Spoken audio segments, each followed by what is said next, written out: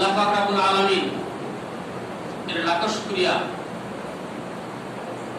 যে তিনি আমাদেরকে এত কঠিন দিনও রোজা রাখার সৌভাগ্য দিয়েছেন। উদ্দেশ্য কি? লাআল্লাকুম তাত্তাকুন, যাতে করে আমরা পরেজগার হতে পারি, যাতে করে আমরা দিনদার হতে পারি, যাতে করে আমরা সংযমী হতে পারি, যাতে করে আমরা পাপ মুক্ত জীবন যাপন করতে পারি, যাতে করে আমাদের জীবনটাকে ভালো কাজ দিয়ে, নেকি দিয়ে আল্লাহ পাক রব্বুল আলামিনের যে আদেশ, সেই আদেশ পালন করে যেন আমরা ধন্য হতে পারি। গত 3 সপ্তাহ একটার পর একটা স্টেপ নিয়ে আলোচনা করা হয়েছে। আজকেও সেই রকমই একটা কিছু নিয়ে আলোচনা করব, যেটা হয়তো আমাদের জীবনে আসলে ভালো হয়, আমাদের জীবন ধন্য হয়। ভাই, আমরা এখন ওসরের সময়, আপনারা জানেন সকালে ধান উঠছে সবাই। কোরআন শরীফ আল্লাহ বলেছেন, ইয়া আইয়ুহাল্লাযীনা আমানু আনফিকু মিম্মা রাযাকনাকুম মিন ক্বাবলি আন ইয়াতিয়া ইয়াউম, হে মুমিনরা, মুসলমানরা, তোমরা আল্লাহর রাস্তায় দান করো সেই দিনটা আসার আগে,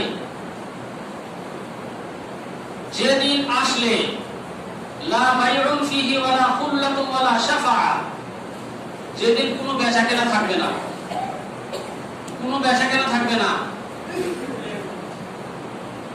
যেদিন কারো সুপারিশ চলবে না, কোনো বন্ধুত্ব থাকবে না। অর্থাৎ স্বামী স্ত্রীর সঙ্গে যে মায়া মমতা, মা বাবার সঙ্গে যে মায়া মমতা, ভাই ভাইয়ের সঙ্গে যে মায়া মমতা, পুত্র এবং পিতার সঙ্গে যে মায়া মমতা, বন্ধুর সঙ্গে বন্ধুত্বের যে একটা মায়া মমতা, এইটা যেদিন থাকবে না, মহব্বত ভালোবাসা যেদিন উড়ে যাবে, সবাই নিজেকে নিয়ে ব্যস্ত থাকবে। অর্থাৎ মরণের আগের দিন পর্যন্ত, মরণের দিন আসার আগে পর্যন্ত তোমরা খয়রাত করো, দান করো। ওয়াল কাফিরুনা হুমুজ জালিমুন, এবার আল্লাহ বলছেন যারা আল্লাহকে অস্বীকারী, আল্লাহর বিধান যারা অস্বীকারী, তারাই হচ্ছে জালিম। ওয়াল কাফিরুনা হুমুজ জালিমুন, আল্লাহ পাকের এই নির্দেশগুলো যারা মানে না, তারাই হচ্ছে জালিম। অন্য কেউ জালিম নয়। শুধু মানুষের উপর জুলুম করলেই জুলুম হয় না।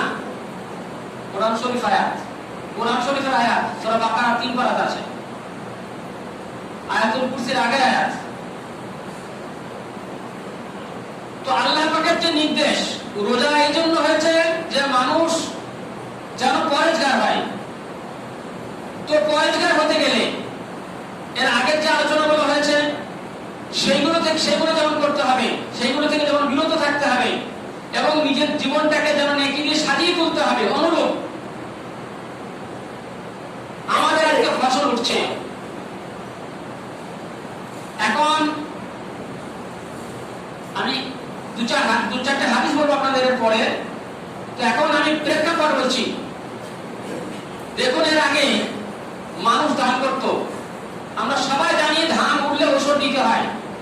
বেশি টাকা যার হয়, 7.5 ভরি সোনা পরিমাণ টাকা অথবা 52.5 ভরি রূপ পরিমাণে যার টাকা হয়, সোনা হয় অথবা টাকা হয় কিংবা রূপ হয়, এই পরিমাণে হলে তার উপরে সংসার চালানোর পরে যদি এই টাকার কেউ মালিক হয় তো সে আহলে হিসাব হয় এবং তাকে যাকাত প্রদান করতে হয়। অনুরূপ আমাদের এই পশ্চিম বাংলার যে হিসাব, সেই হিসাব অনুযায়ী যদি কারো ধান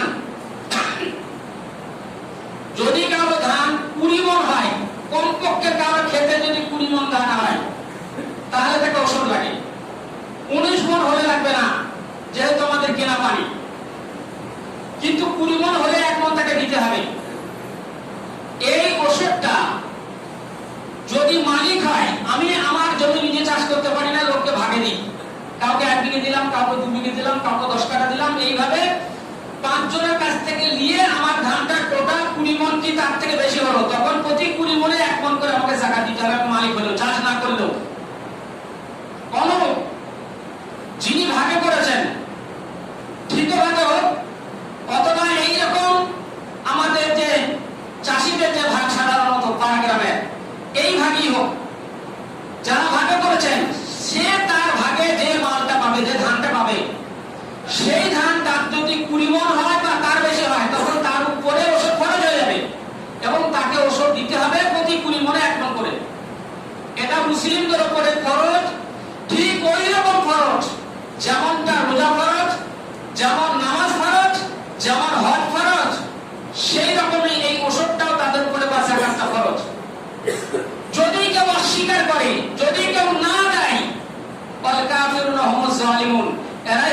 কাফির, আর এরাই হচ্ছে সবথেকে অত্যাচারে জালিম। কথাটা হয়তো মনে হচ্ছে একটু বাড়াবাড়ি হচ্ছে। আপনারা লক্ষ্য করুন, ওষুধ দেওয়ার ক্ষেত্রে আমাদের একটা প্রবণতা ছিল এই গ্রামের, বা বেশিরভাগ গ্রামের আমরা ধরে নিতে পারি। ধান যখন খামারে ঝাড়া হয়, কোথাও কোথাও ইল্লাম আশা ওষুধ কেউ না কেউ আদায় করে হয়তো, কিন্তু আমরা যেখানে বসবাস করি সেখানে ওষুধ আদায় করার লোকের সংখ্যা খুবই কম। ধান ঝাড়া হচ্ছে, ঝাড়াকালীন খামারে যতক্ষণ থাকবে, কোনো আলেম ওলামা, কোনো ফকির, কোনো মুসাফির আসলে কোনো সেখান থেকে দিয়ে দেয় 5 কেজি, 10 কেজি, 2 কেজি, 2.5 কেজি, যে যা পারলো দিয়ে দিল। কিন্তু আমরা হিসাব রাখি না টোটাল আমার ধানটা কত হলো আর আমার ওষুধ কত হলো। মনে করলেন আমরা নামাজ আমাদের উপর খরচ, আমি কাজে চলে গেছি, কাজে ব্যস্ত আছি, কাজ করছি, সারাদিন কাজ করছি, এবার সারাদিন কাজ করার পরে আমার আর সময় নাই। সন্ধ্যাবেলা আমরা বাড়ি আসলাম, যখন বাড়ি আসলাম তখন দেখছি মাগরিবের নামাজ হয়ে গেছে, এশা শুরু হবে। এমন অবস্থায় আমরা এসে যদি মনে করি সারাদিন নামাজ পড়া হয় না, তো খানিক পড়ে নিই, 2 রাকাত নামাজ পড়ে নিলাম, দিয়ে শুয়ে পড়লাম, 4 রাকাত পড়ে নিলাম, দিয়ে শুয়ে পড়লাম, 3 রাকাত পড়লাম, দিয়ে শুয়ে পড়লাম, আমাদের নামাজ হবে? নামাজের আল্লাহ নির্দিষ্ট একটা সিস্টেম বলেছেন। ফজর হলে 2 রাকাত ফরজ, জোহর হলে 4 রাকাত, আসর হলে 4 রাকাত, মাগরিব হলে 3 রাকাত, এশা হলে 4 রাকাত। কিন্তু আমরা কোনো হিসাব রাখলাম না, বেহিসাবে পড়ে দিলাম, কেউ 10 রাকাত পড়ে দিলাম, নামাজ হবে কি?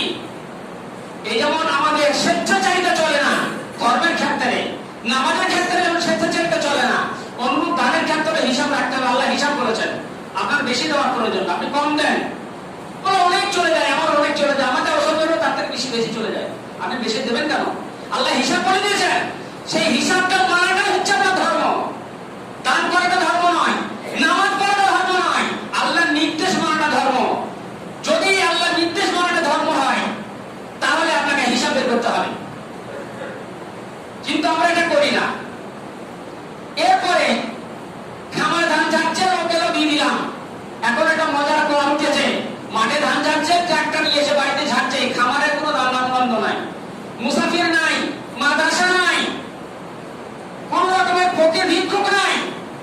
আমরা ধানটা শুকুলাম, কেউ কাঁচাতে বিক্রি করে দিলাম, কেউ 1-2 রোদে বিক্রি করে দিলাম, কে কত মন বিক্রি করলাম, তার ওষুধটা যে আমার হিসাব করে রাখার প্রয়োজন ছিল, আমরা এই প্রয়োজন বোধ করি না। এরপর যখন মাদ্রাসা আসলো, আস্তে আস্তে ঘুরে চলে গেল। যা মুখ ছিল, যে 2-4টা লোক ছিল তারা কিছু দিল, জামাতে বললে যাদের পকেটে ছিল 2-4 পয়সা দিল, না দিল, হয়ে গেল যা। এই যে আমাদের স্বেচ্ছাচারিতা, আমরা এই যে স্বেচ্ছাচারী মুসলিম, এই মুসলমান হওয়ার জন্য আমরা কিয়ামতের মাঠে পার পাবো না, আমরা এতটা কিয়ামতের মাঠে পার পাবো না। আপনারা দেখছেন এই যে মসজিদ, লক্ষ লক্ষ টাকা খরচ করে এই মসজিদ তৈরি করা হয়েছে, এখন মসজিদে 2 তলা কাজ বাকি রয়েছে, কাজ ঝুলে আছে, ঈদের পরে ফের কাজ শুরু হবে। এই মসজিদে প্রতি বছর একটা ধান দেওয়া হয়, সেই ধানটা হাতে গোনা আমার হিসাবে 25 থেকে 30টা লোক পার হয় না, কারণ হিসাবটা আমি লিখি। গোটা গ্রামে কি 25-30টা মোট চাষি আছেন? এই 25-30 জনের ভিতরে অন্তত পক্ষে 15 জন এমন লোক আছেন যারা চাষি বলে গণ্য নয়। যারা চাষি বলে গণ্য নয়, তারা ক্ষেত মজুর বলে গণ্য। ক্ষেত মজুররা 10 টাকা কি হয়তো 1 বিঘা জমি কারো ভাগে চাষ করতে, সে 20 কেজি ধান এসে দিয়ে যায়, এই রকম অন্তত 15টা লোক হবে। তাহলে গোটা গ্রামে কি আর 15টা মোট চাষি? যদি জিজ্ঞেস করা হয় মোট 15টা লোক কি চাষ করে, কি অ্যান্সার দেবেন? ভাই আমার, দান করুন, দান করুন, মসজিদে দেন, মাদ্রাসা দেন, দান করলে আপনার লাভ, আমার লাভ নয়। যিনি নিতে আসছেন তিনি আপনাকে বাঁচাইতে আসছেন, আপনি ফাঁসির কাছে ঝুলবেন। এমন অবস্থায় মাদ্রাসার লোক এলো, মুসাফির এলো, আর কোনো মসজিদ এলো আপনার কাছে কিছু ধান নিতে, আপনি ধান দিলেন আর আপনার ফাঁসির কাজটা থেকে আপনি বেঁচে গেলেন, খুলে দেওয়া হলো, আপনাকে জামিন দিয়ে দেওয়া হলো। এই রকমের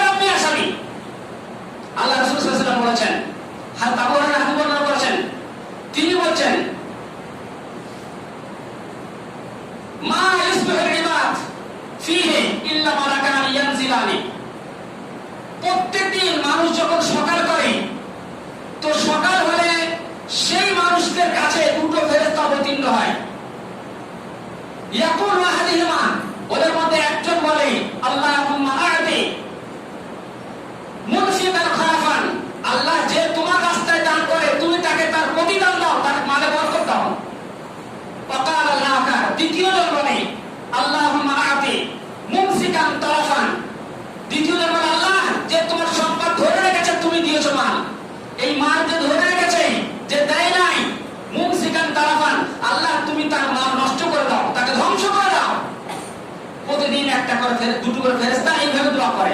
আমরা কোন ফেরেশতার দোয়া নেব? আমরা কোন ফেরেশতার দোয়া নেব?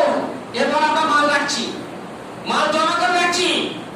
আপনাদেরকে আর দুটো হাদিস শোনাই, অল্প সময়ের মতো খবর শেষ করবো ইনশাআল্লাহ। হযরত জাবের রাদিয়াল্লাহু তাআলা হাদিসে বর্ণনা করেছেন, তিনি বলেন ইত্তাকুল যুলমা ফাইন্না যুলমা যুলমাতুন ইয়াউমাল কিয়ামা। তোমরা জুলুম থেকে বাঁচো, তোমরা জুলুম থেকে বাঁচো, কেননা জুলুম হচ্ছে কিয়ামতের মাঠে অন্ধকারাচ্ছন্ন একটা পরিবেশ। জুলুম হচ্ছে কিয়ামতের মাঠে মানুষের জন্য অন্ধকারাচ্ছন্ন একটা পরিবেশ। শুধু অন্ধকারই দেখবে, কিয়ামতের মাঠে সে আলো দেখতে পাবে না, কোনো লোক দেখতে পাবে না, শুধু অন্ধকার। তার জীবনে ফলাফল রিজাল্ট সবকিছু শুধু অন্ধকার হবে।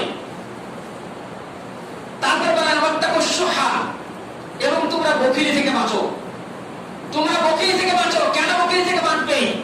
ফাইন্না শুহা আহলাকা মান কানা ক্বাবলাকুম, কেননা তোমাদের আগে যারা এসেছে এবং যারা অত্যন্ত বখিলি করবে তাদেরকে এই বখিলি তাদেরকে ধ্বংস করে দিয়েছে। কুঞ্জসী এক চিত্ত করে তাদেরকে ধ্বংস করেছে। তো তোমরা এই ধ্বংস হতে যেও না।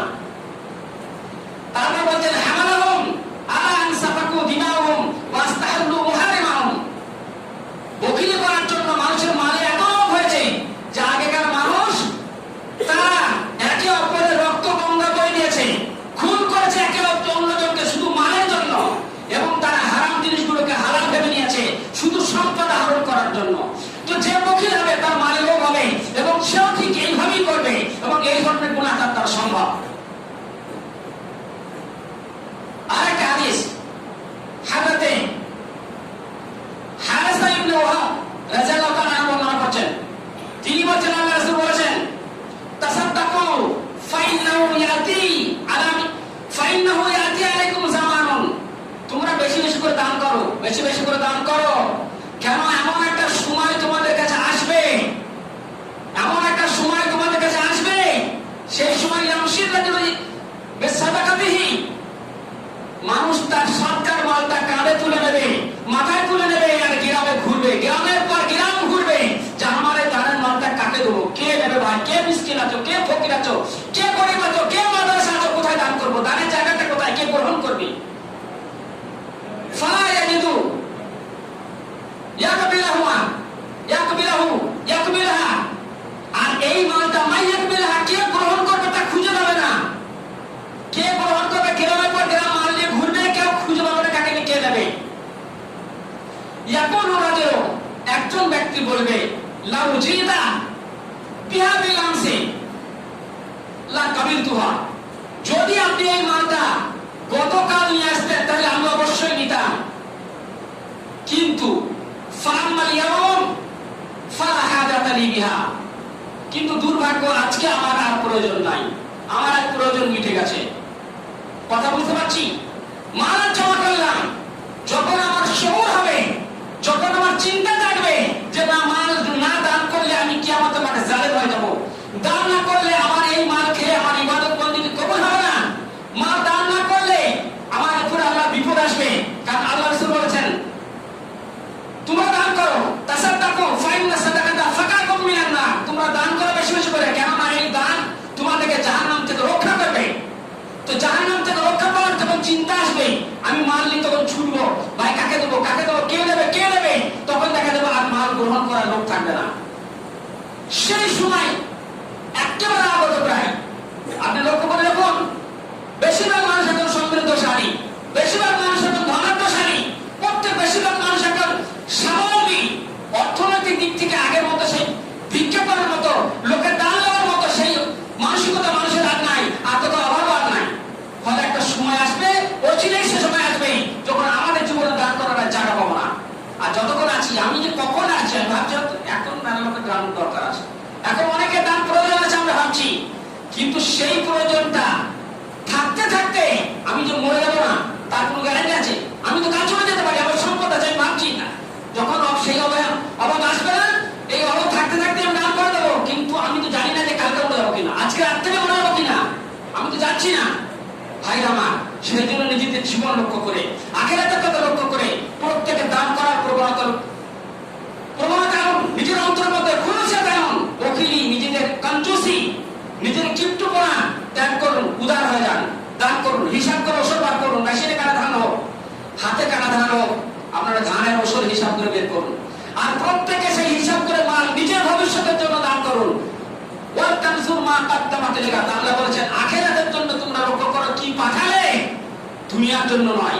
আজকে তুমি আছো, কালকে তুমি নাও থাকতে পারো। তোমার ছেলে আছে, তুমি যেমন সম্পদ করো, আমার ছেলে ছিল না, তুমি আহরণ করেছো। তোমার ছেলে আছে, সেও আহরণ করবে, তোমাকে মাল দিয়ে দেওয়ার প্রয়োজন হবে না। তুমি তোমার আখিরাতটা ঠিক রাখো, তারপরে যতটা পারো তোমার ছেলেকে তুমি দাও। ভাই আমার, আমাদের প্রত্যেকের দুনিয়া এবং আখিরাত দুটো দিক ফলো করা উচিত। শুধু করে দুনিয়া দুনিয়া দুনিয়া দুনিয়া করে মরে গেলে হবে না, আখিরাতটাও লক্ষ্য করতে হবে, কারণ সেটাই আমাদের খায়রুল ওয়াবাকা, সেটাই সর্বশ্রেষ্ঠ এবং সেটা চিরস্থায়ী। আর দুনিয়া তো অল্প দিনের। আল্লাহ পাক রব্বুল আলামিন আমাদের প্রত্যেককে কোরআন হাদিসের সঠিক তথ্য বোঝার তৌফিক দান করুন। আমিন। ইন্নাল্লাহা ওয়া মালাইকাতুহু ইউসাল্লুনা আলান নবী ইয়া আইয়ুহাল্লাযীনা আমানু সাল্লু আলাইহি ওয়া সাল্লিমু তাসলিমা। اللهم صل على محمد وعلى ال محمد كما صليت على ابراهيم وعلى ال ابراهيم انك حميد مجيد. اللهم بارك على محمد وعلى ال محمد كما باركت على ابراهيم وعلى ال ابراهيم انك حميد مجيد. عباد الله رحمكم الله، ان الله يأمركم بالعدل والاحسان وايتاء ذي القربى وينهى عن الفحشاء والمنكر والبغي يعظكم لعلكم تذكرون. اذكروا الله يذكركم وادعوه يستجب لكم، وذكر الله تعالى اعلى وازيد